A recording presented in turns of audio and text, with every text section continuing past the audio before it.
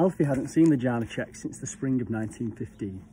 By then, the newspapers were talking about the war all the time, and a lot of the men from Damley Road, including Alfie's dad, Georgie, were either training to be soldiers or were already fighting in Belgium or northern France. Some were too young yet, but kept saying that they would sign up the minute they turned 18. Others were keeping their heads down and not talking about it at all, because they didn't want to go. Even Leonard Hopkins from number 2, who everyone knew had a shoe shine stand at King's Cross and almost never went to school, spending every penny he earned on girls and hair tonic, had signed up, and he had only just turned 16. "They didn't ask any questions, that's what I heard," Granny Summerfield confided in Margie while Alfie was eating his tea one evening. "But then, those recruiting sergeants don't care, do they? They'll take any lamb to the slaughter. Leonard hasn't even started shaving yet. It's a disgrace if you ask me." And then there was Joe Patience, the conchi from number 16. He wasn't a conchi yet, of course, who said that the whole thing was a nonsense. It was just about land and money and giving more to the rich and keeping the poor in the place. And he didn't care what anyone said or did. He'd never lift a gun, he'd never wear a uniform, and he'd never wanted to see France anyway, so he didn't care if he never did.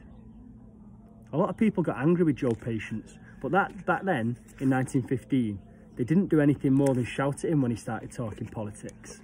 It wasn't until later that they did worse things. That February, the same day that Alfie got a letter from his dad telling him all about the training barracks at Aldershot, Margie called him into the kitchen where she was counting out change from her purse. Back then, she was still at home most of the time, where she was knitting from morning till night, as were most of the women from Damley Road, and sending socks and jumpers over to the men at something she called the front. "Run down to Mr. Janacek for me, will you, Alfie?" she asked. "I need a couple of apples, a bag of flour, and today's newspaper.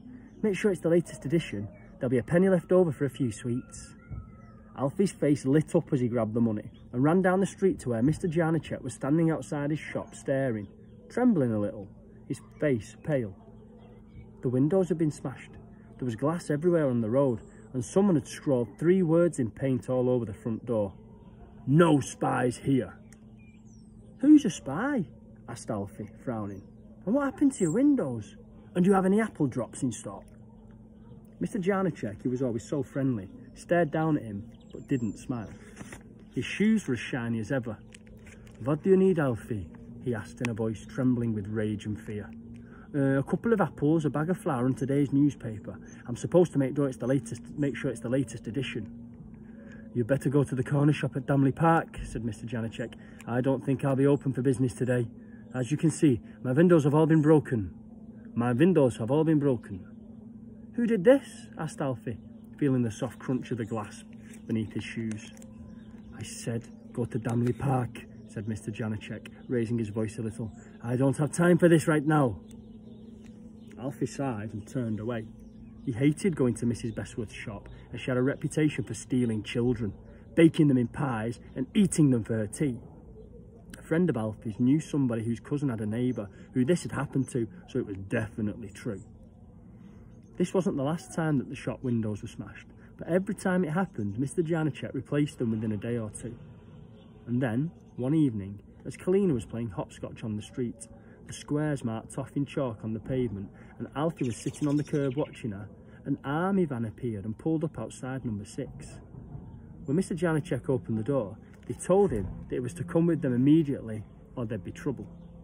"But I have done nothing wrong," he protested.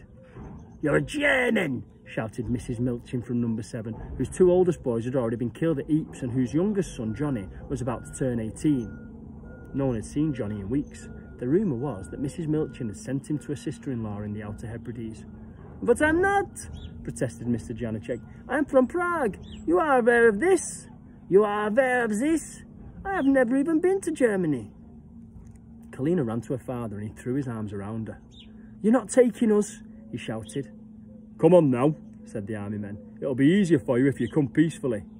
"That's right, take him away, he's a spy," shouted Mrs. Milchin, and now Margie was out on the street too, looking aghast at what was taking place. "Leave him be," she shouted, running down and jumping in between the Janaceks and the soldiers. "He just told you that he's not German, and anyway, he's lived here for years. Kalina was born on this street. They're no threat to anyone." "Step aside, missus," said the army man, signalling to one of his colleagues to open the back doors of the van. "You're a traitor, Margie Summerfield," cried Mrs. Milchin. "Cozying up to the enemy? You ought to be ashamed." "But he hasn't done anything. My husband's a soldier," she added, as if this would help. "Step aside, missus," repeated the army man, "or you'll be taken into custody too." A lot of fighting happened then, and it took almost 20 minutes for the Janacheks to be loaded into the van. They weren't allowed to go back into the house or to take anything with them. Mr. Janachek pleaded to be permitted to take a picture of his wife, but he was told that they could take the clothes they were standing up in and nothing else. Kalina ran to Alfie's mum and threw her arms around her, and one of the soldiers had to drag her away as the little girl screamed and wept. The last Alfie saw of them was Mr. Janachek weeping in the back of the van, while Kalina stared out of the window behind her at Alfie, waving silently. She looked very brave, and Alfie knew there and then that she would become Prime Minister one day, and when she did, she would make sure that nothing like this ever happened again. Later that night, Margie explained what had happened. "Persons of special interest, that's what they call them," she told him. "Anyone German, anyone Russian, anyone from the Austro-Hungarian Empire if I have it right, and that's where the Janacheks come from. Maybe it's for the best." "But it's not fair," said Alfie. "No, but they'll be kept safe while the war is on. A few months on the Isle of Man, it's not so bad when you think about it. Think of all the damage that's been done to their shop after all. It was only a matter of time before those vandals turned their attentions to Mr. Janachek himself." The house at number 6 had remained empty ever since. No one else came to live there, and no one ever went inside. Until one day, when Margie was sitting in the front room counting the pennies from her purse and deciding whether she should pay the rent, the coalman or the grocer that week. It couldn't possibly be all three. It probably couldn't even be two. Alfie had an idea. He ran out of the back door and made his way down the ginnel towards number 6, jumped over the wall into the Janachek's backyard and broke the kitchen window with a stone he found near the door.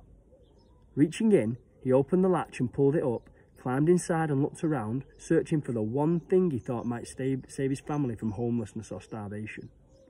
He found it in the corner of the parlour, sitting on the floor next to a rocking chair. Mr. Janachek's shoeshine box. When Alfie left, it was the only thing he took with him.